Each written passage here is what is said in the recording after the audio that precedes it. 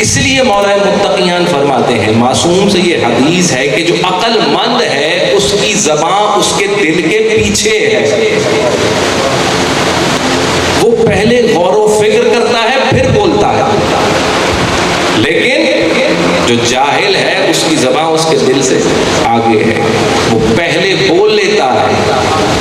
बाद में सोचता और समझता है। मैं नौजवान को ये पैगाम दे रहा हूँ कि यकीनन हसास दिन है, आप मसरूफ़ अज़ा हैं, आप मसरूफ़ इबादत हैं, आपके इर्द गिर्द माहौल साजगार नहीं है, लेकिन चूंकि आप मानते हैं उन हस्तियों को, आप तज़किरा उन हस्तियों को करते हैं, तो जब भी खुदा न खास्ता ज़बान को खोलें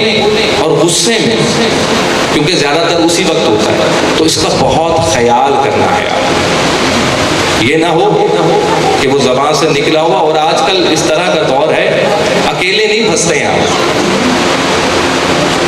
आप अकेले नहीं परेशान होते। मिसालें हमारे सामने हैं,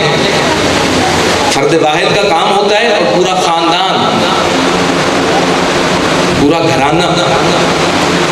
वो उससे क्या हो जाता है, परेशान हो जाता है। तो इस ज़बान की मेरा भाई मेरा मातमी बहुत ज़्यादा हिफाजत करेगा। इसको मुख्तस कर दें इन अय्याम के लिए कि अगर मेरी ज़बान पे कोई जिक्र आएगा तो सिवाय मोहम्मद व आले मोहम्मद के नहीं आएगा, मुख्तस कर दीजिए।